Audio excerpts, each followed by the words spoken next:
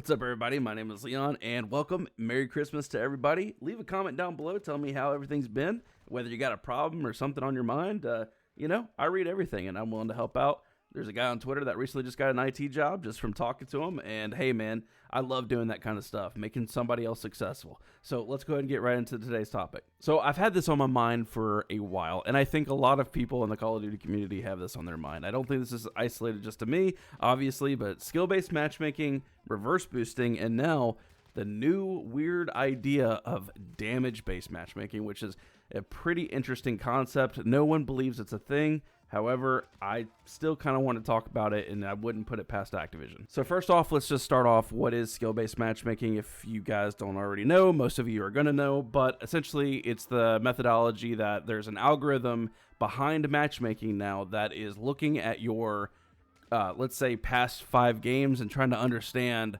where to place you at and to mix it in, I think, with your kill death ratio. So what it's doing is it's looking at your KD and it's saying, okay, clearly there's something wrong with, if you're doing poorly in 5 matches, there's something wrong and we need to put this guy in a lower tier, even if he has the same KD. So let's go ahead and put him with some less skilled players. Maybe that has to factor with aim, that has to factor with, of course, deaths. How many times are you getting killed by players? That's why I don't think, like, for example, in Modern Warfare 2 and even Vanguard, I don't think suicides work anymore, because I think that value or that integer is just taken out completely. So I think it's actually killed by players now, and it looks at basically those kind of things to understand where to put you in for your next game. Now with Modern Warfare 2, I've noticed that, because I'm complete, I don't reverse boost at all, guys, right? There is no way this gameplay is a reverse boosted lobby, right? And I'm gonna get into this a little bit more when we talk about reverse boosting. But the skill based matchmaking piece of it seems like it's been around, like it was really noticeable in 2019 when the beta came out. Everything was like pretty much normal. It felt like a really normal matchmaking. Even when the game came out, it felt kind of normal. But at the time when Warzone started coming in, things started progressively getting worse, and that's where we started noticing this phenomenon that the better you did, the more sweaty people you got with. So people started killing themselves over and over and suiciding just to get put into, well, at least this was a test at the time. They were trying to see if they would kill themselves over and over, if they would get put with less sweaty players. And so the idea, or the algorithm that people started figuring out, they named it SBMM, or skill-based matchmaking. And the idea behind, again, is just it looks at your past games and goes from there. I think it has evolved in a way now that it completely understands, like I said before, it looks at like your aim, your accuracy. It sees where you're aiming. It also understands if you're killing yourself or getting killed by other players. And I think that all these things factor into it. Do you play objective? How much time? So all the little things, the scoreboard, all the metrics you can see, like your defense, your time on objective, and stuff like that. I think it calculates all of that stuff now. And this is where I'm going to get into reverse boosting, and this is, commonly the new practice. So, look, this is going to be really kind of hard to talk about because of course, I did it for this video. This lobby that you're looking at is a reverse boosted lobby.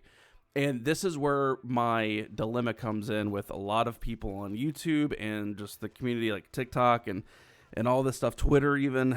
I am not saying that I am going to hate on you for reverse boosting. I'm not saying that as a content creator that you wanting to get the best clips is necessarily bad. My problem is people that do it and don't admit to doing it. And we all know, because in every comment section you ever look at on TikTok, Twitter, even YouTube, you'll see that these guys who get 400 kills on shipment with 3 deaths, they immediately in the comments, man, I have this problem where enemies shoot back. And that's always the top comment. And we know that people are reverse boosting, but a lot of these people that are trying to become top tier content creators, and they're trying to make it towards the top by showing you all the fancy clips, a lot of them are really not mentioning that they're reverse boosting in their lobbies. And I will go ahead and share some methods that are used. A lot of people in these comment sections, they'll ask, so how does this even work, or what are you even doing? So there's a couple ways to approach reverse boosting, and I'm going to expose how these people are doing it. Number one, the quickest method I guess you could say, or the one method that has worked for a while is you honestly just do it yourself. A lot of people, like on PC, for example, just like me, I use a macro. I have 2 separate macros. One that's an auto clicker, and number 2, there's a macro for my keyboard, and it just plays the game for me. And I can literally just keep it running on shipment or shoot house, and it just shoots in the air, throws, decoy grenades so that way the enemies come over and know where I am, and then they kill me. Suiciding yourself over and over again is not, I don't think it works anymore. So a lot of people are starting to just do that. Now, the more common practice, which is a little bit more expensive, is you need to get a separate PC or a separate console and have another account be your bot account. Now, in my opinion, I think this is kind of dumb in a way, kind of, and this is why I'm going to say this, because you can't really look up your past games anymore. There's not a really good way to look up like somebody's Activision ID and see their past games that they've had. So there's no way to actually verify whether like somebody is good or not good. Like nobody cares about your KD anymore because nobody can actually see it unless you actually show it on stream. So in my opinion, I think this method is kind of dumb. A lot of people just do it just because that was the older way of doing it. I think honestly, if you just do it on your own account, I really don't think it's going to make, a difference unless you want to be somebody that shows off your KD, right? And this again goes towards reverse boosting. So what they'll do is they'll buy like an Xbox or a PlayStation, again, another PC, and they'll get a whole nother account and make that account basically a bot account. They'll get killed or they'll kill themselves over and over if it even works. I don't think it does. But they'll get killed by other enemies. They'll just act like they're a bot. They'll crouch walk everywhere. They'll not stay on the objective for terribly too long. So that's what they do. And so then they get their main account and they have their console, side by side. So if I'm on PC and let's say I have an Xbox, they'll join the guy on Xbox, the secondary account, and then they'll start matchmaking. And then it's essentially what happens, they kick the guy out that was starting to look for a game. So whenever the streamer finds a game, they get the bot account completely out of the question. So that way, whenever somebody records or whatever, it's like, hey, I'm noticing the same username that keeps popping up in the kill feed. Well, that's pretty much it. They just immediately leave once they find a game. So that's basically reverse boosting in a nutshell. But again, my criticism is I think a lot of people, I just take issue with a lot of people doing it and not admitting that they're doing it. And then they'll post TikTok clips and all this kind of stuff being like, I'm the best player on the fucking planet. It's like, okay, my man, you literally have reverse boosted. You think that you're getting all these views because you're the best player in the world. Don't get me wrong. Some of these people are good players. I'm not saying that they're not good players, but again, it's a morality thing, right? It's being truthful, and lying about your success over time is going to get you nowhere unless you're in phase, and then of course that's how that works.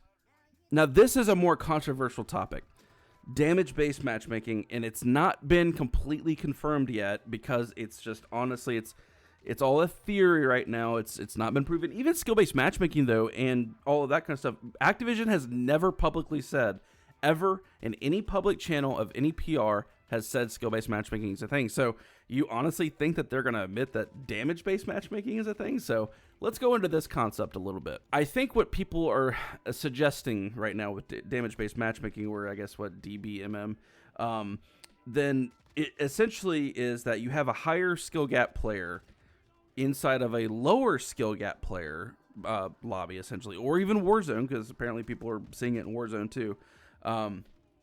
That essentially, let's say I have a riot shield. It takes now 3 hits after the update to kill someone with the riot shield.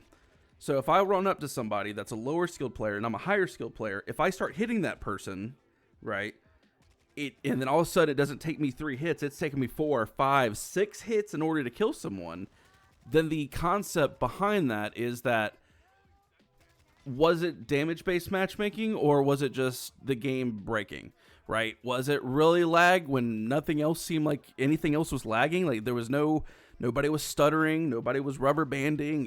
It was a smooth concurrent connection where somebody was hitting somebody over and over and it wasn't killing them. Or the notion that I shoot somebody with an SMG, it takes me 40 rounds to kill someone, where they can turn around and kill me with the same exact loadout, and it only takes them 15 bullets.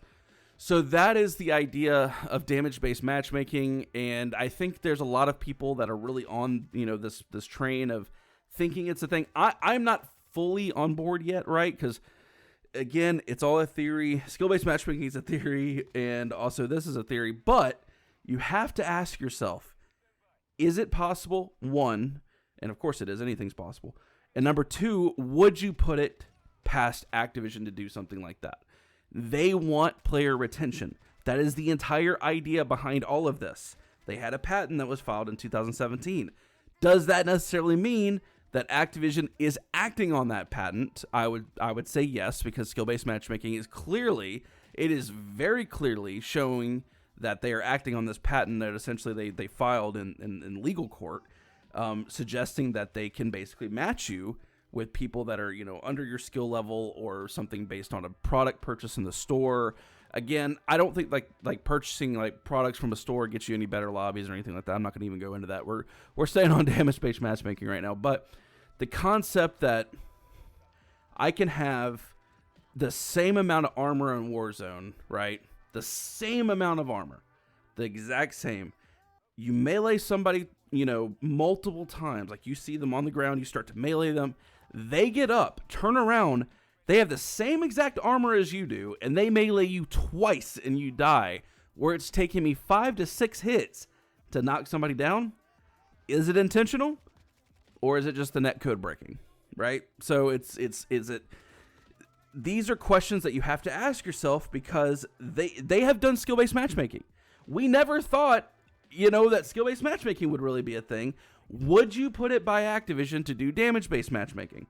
I think you should ask your friends that. Comment down below what you think. Honestly, this is a longer video. Enjoy the reverse boosted lobby gameplay. Again, I am not holding back that this is completely reverse boosted. I did this for about 25 games of literally just letting people kill me over and over. I just literally had a macro running. So I am going to be honest about what I am showing off, where these people that are getting 300, 400, or 250 kills per shipment game, I am not saying that they're bad, like they're not good, but I am going to say that is most likely. If it's too good to be true, it probably isn't. There you go. You've heard that before. If it's too good to be true, it probably isn't. That's where I'm going to leave it off as, with guys. Anyway, I'm mumbling here at the end here. So, guys, subscribe. Merry Christmas. Y'all have a good one. Bye bye.